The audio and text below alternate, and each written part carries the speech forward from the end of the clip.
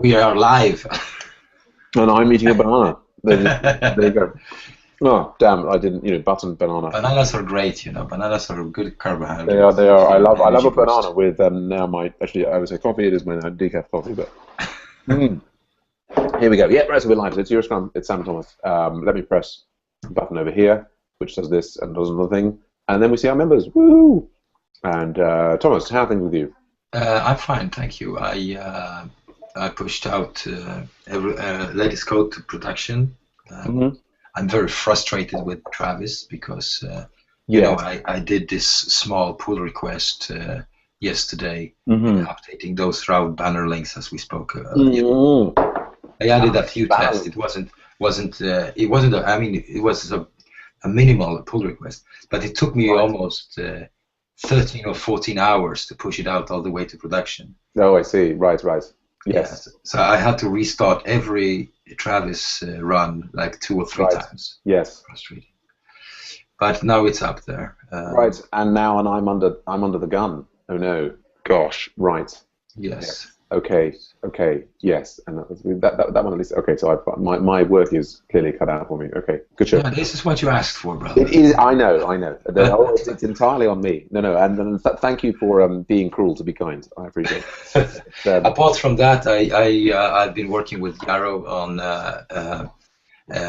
transferring the G+ authorizations from my own account to Agile Ventures account, and also Yarrow helped me with deploying the Hangout connection app to that account. As soon as my wife comes back with my credit card, I'll be able to pay the $5 fee that Google wants apparently for deploying that code. Absolutely. Running that app. So. Yes. Well, there's so many things. I mean, I'll say one thing. It's a beautiful thing to see you and Yarrow cooperating in a calm fashion. It warms my cockles. And that phrase, when my wife gets back with my credit card, a phrase just strikes like fear into the hearts of many brave men, I think. Yeah. Great. That's the way it is, It's always easier to, I'm so old now that I choose the easiest path in life, It's like that's very. It's a little bit agile. It's a philosophical question, but just do the least work possible, Indeed. And Yes. Absolutely. Yes, we are. And giving your wife your credit card is actually indeed a very easy way out from a lot of trouble. Many situations. Indeed. The interesting question about the problems it creates in future, but that's another story. But she's a very mature woman. Oh, of course. Complete trust. No. I'm thinking of an abstract wife in an arbitrary sense rather than any specific wives associated to either me or you. No. Clearly, nothing could be further, particularly when being recorded on live stream. from my mind. Yeah. Anything else to report? Anything blocking? No, I paired with Brian yesterday, doing some refactoring of a feature branch that I have about user status. And we're all done, and I will be deploying a demo for us to look at. But I had some problems with yes, we have some. I have some timeout problems on Heroku, but it doesn't. Yeah, doesn't matter. We can go over this on Monday or something. Yeah.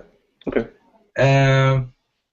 No, well, we've been doing a lot of pairing lately. That's cool. Yeah, that's great. Sasha That's great. And Brian as yeah, great to see you. Yeah, with Sasha. I think he may have run out of internet for this week. We will. Yeah, because I asked him an hour ago if he was up for some pairing, but he didn't reply. No, he said yesterday that there's some sort of cap on his bandwidth that he's hoping to get removed next week. Also, this sounds so 1990s. What's I don't know. He's at his father's house, and anyway. Also, Fitzum, who's another Makers graduate, who's interested in Makers. He's actually he's also without internet. He's moving house. He's moved house and is getting new internet, so he should be available for next week. So anyway, hopefully onwards and upwards. Very well done for getting the AV102 mails out. I see a continual stream of new people coming into the site, and there's starts to be some discussion of various things. Michelle, actually, who's remarkably good at finding these sorts of issues. Yes, that was impressive. Yeah. I'm not. I guess actually what. This is the annoying thing about videos, is that it's very easy to find issues in them. It's not necessarily. I wonder if what we should do for people like Michelle is we should give them access to the course so that they can add notes about this. I think that, yeah, I think I'm going to suggest that to Michelle. I think that's the way we need to go. Would you like edit access to AV102 so you can add notes about issues in videos there to help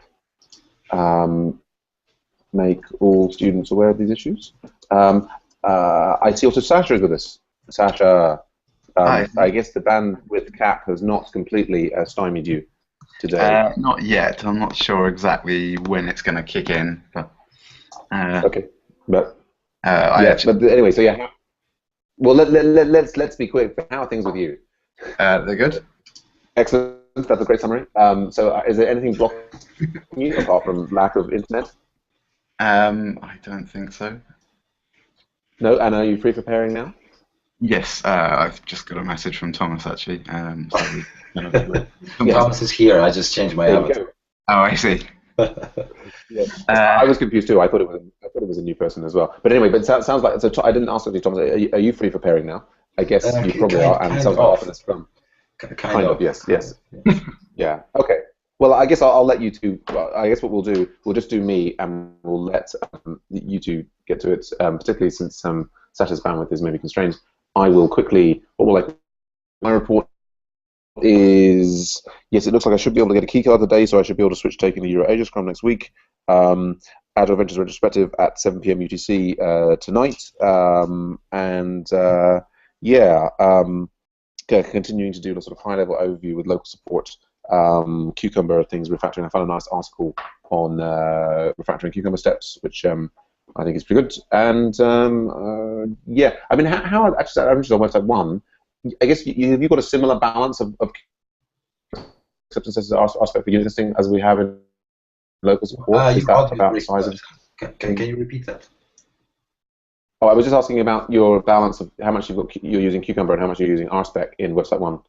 We're using a lot of Cucumber, but balance-wise, I would say, I mean, Cucumber is only, it's just a feature story per branch, per feature branch, but it depends a little bit on what changes we're introducing, but we do RSpec on both models, controllers, and views. So okay. Well, yeah. If you're interested, check out. I just posted a link to my work in process refactoring of the Cucumber for local support, and it's also got a link in there which I also posted, which is a link to like 10 tips for writing better Cucumber steps, which I think have got some things that you probably know already. But yeah. But what we're trying to do now in terms of Cucumber is to really keep it on a high level, because historically people have been doing a lot. Exactly. That's what I. Yeah. Yeah, people have been confusing, or I've been a little confused about. So why are we testing the same thing twice, like in Cucumber and in ViewSpecs, for instance? But now, if you move it up a lot, then you don't feel it. I mean, I don't want to know whether there is some sort of CSS just for the sake of it, but rather if it actually has some impact on behavior. Yeah. I mean, in fact, if you read my recent articles, which you probably don't have time to do, what I've specifically been doing is taking a pass through. The high-level features that we have in local support and drawing them out and turning them into very clear descriptions of the business needs, as opposed to and avoiding any mention of anything low-level where at all possible. Yes, I have to say I'm. But just a quick note on that. I was talking about this with Sasha the other day, because in his last final project on Makers, they were doing a lot of features in RSpec. But the thing is, for me, I think that for a non-technical person, it is much easier to understand the Cucumber stories than the RSpec features. I think it's if you keep it on a high level, this is a wonderful tool.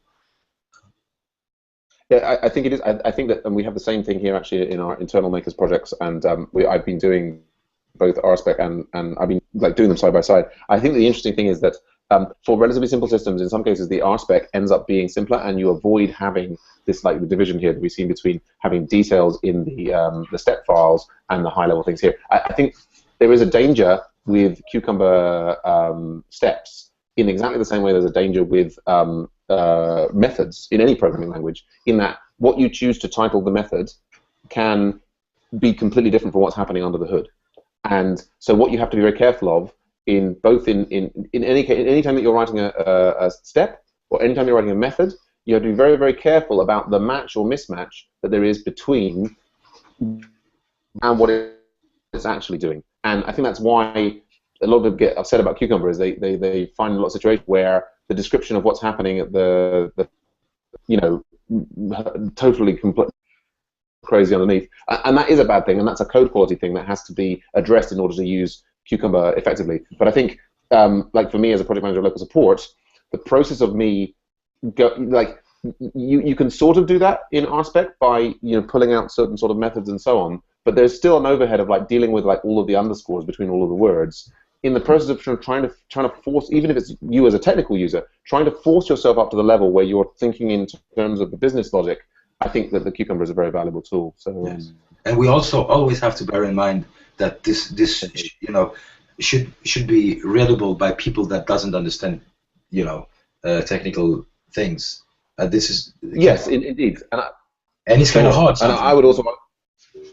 I just, especially in website 1, I know that if we were to do features in RSpec, I know that you as a client would be able to follow in that logic and everything.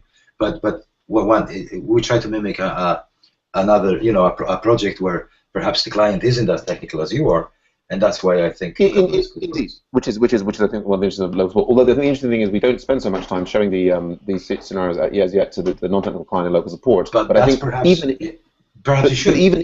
And we could, and we have done in the past. But I would say, I mean, not to take anything away from your point, but to add to your point, is I would say that even the most effective technical people still get overloaded.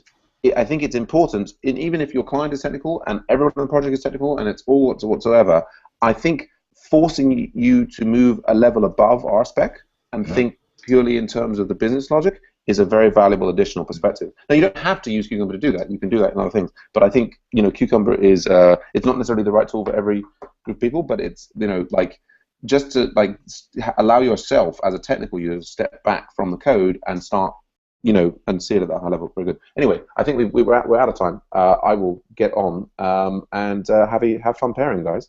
Yes, and perhaps I see you this tonight or in the next round. Indeed, absolutely. All right, bye for now. Take it easy. Cheers.